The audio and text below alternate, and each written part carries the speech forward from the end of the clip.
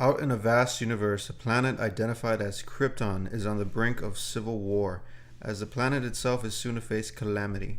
Jor-El and Lara Lor Van give birth to their infant son amid such chaos and have no choice but to send him away to a distant planet near a yellow star. Hello guys, welcome to the Filmcast. Today I'm starting off a new critique series where I break down some of my favorite films, whether it be comic book, drama, noir, thriller, horror, even science fiction films. And today I decided to kick it off with one of my favorite comic book movies. It's a little bit mixed in reviews by critics, but it's my personal favorite, Man of Steel, directed by Zack Snyder. DC Comics has always been a special place for me, and seeing how slowly they make their own debut of cinematic experiences on the big screen, starting with Man of Steel, I can't help but feel much excitement seeing my childhood come to life now as an adult. DC is filled with fantastical characters and extraordinary abilities that give people something to believe in themselves, and the Man of Steel is no exception to that inspiration. I choose to do this story not because I think DC has the potential to be good or great, but outstanding. Each of these characters shares so much depth that once they start colliding, it's more than just a group of characters huddled up and cracking one-liner jokes. They hold many possibilities to explore great storytelling for talented filmmakers in the industry today. So diving into the story of Superman and characters far deeper than just the explosions and action you'll see, it's also an important question that lingers in the mind.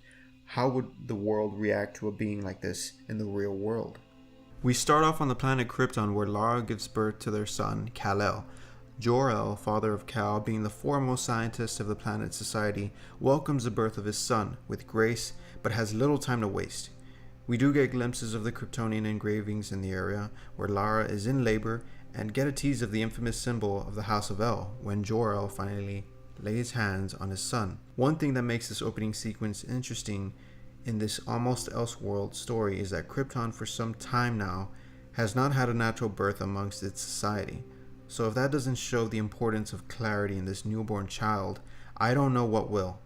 Also, it is quite unusual that the Kryptonians are not born naturally, as they are born with a pre-existing role in society from birth, which kind of makes you wonder why they would make that fundamental decision for centuries. Is it control or suppressing resistance?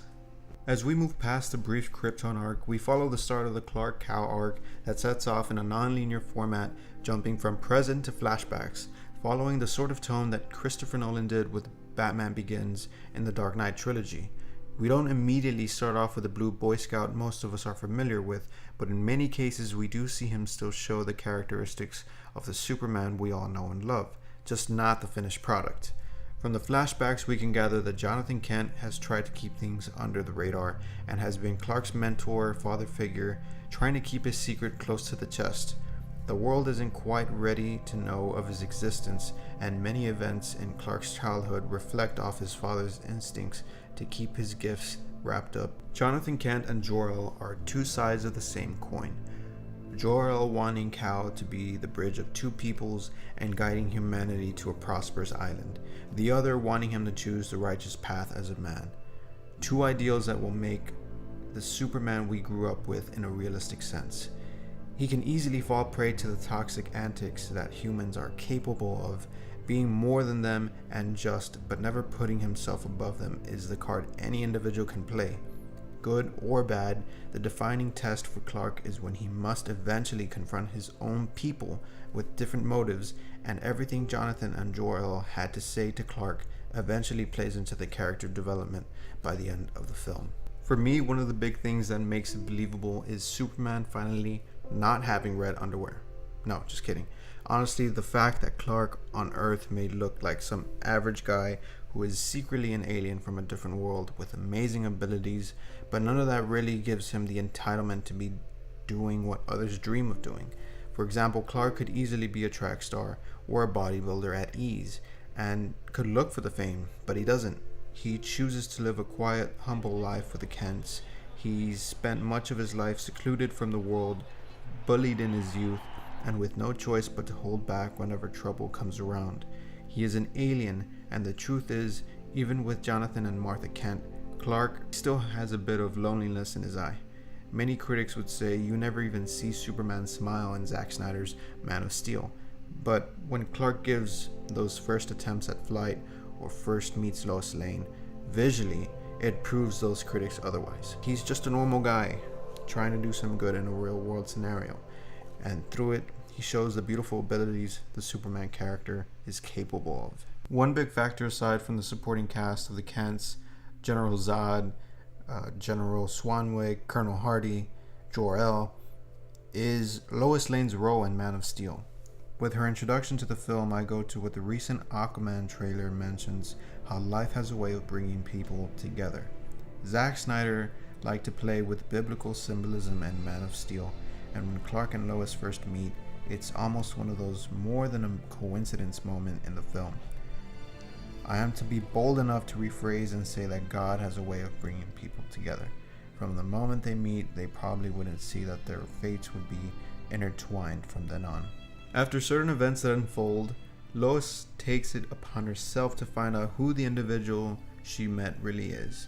To her surprise, it wasn't the simplest task, and ends up being one of the first to start bringing up the talk of a being like Clark living among us. She ties up ends of Clark's history, living and working a normal life, eventually leading to Clark's mother, Martha Kent. After confronting Clark a second time and concluding her investigation, the award-winning investigative reporter pulls back, realizing the importance of Clark's actions, and decides to pull away from her original intentions. Because of that, it very nearly costs her position at the Daily Planet, leaving her ever more interested in the Superman character. One big thing about Man of Steel that I must give credit to is how they managed to use Lois Lane in a useful way than just a few instances of damsel in distress. Not giving any spoilers away, but Lois is a very capable woman, and it isn't so in your face.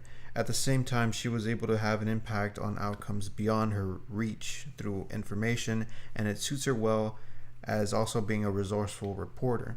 The most significant piece in her involvement is her spark with Clark. For Superman, it's a lonely world being the last son of Krypton, and a being that this powerful, full of hope, just needed some warmth from a significant other who believes in what his figures have stood for, and Lois supports that. Amy Adams plays the role of a strong woman figure, one Clark can turn to in the face of all that is going on without the need of portraying a superheroine, certainly without worrying about believability. Before I close off this breakdown video of Man of Steel's main character and supporting Man of Steel's most pivotal supporting character is the importance of Lois Lane's involvement in the film. Lois is the one who initiates the bridge between two peoples by investigating Clark from the moment they met. She was the first to bring up the topic of a being like this in our world. While Clark was told by Jor-El the good he could bring to humanity, Lois ended up playing a far deeper role in Jor-El's plan than just a woman who always seemed to be caught up in a situation.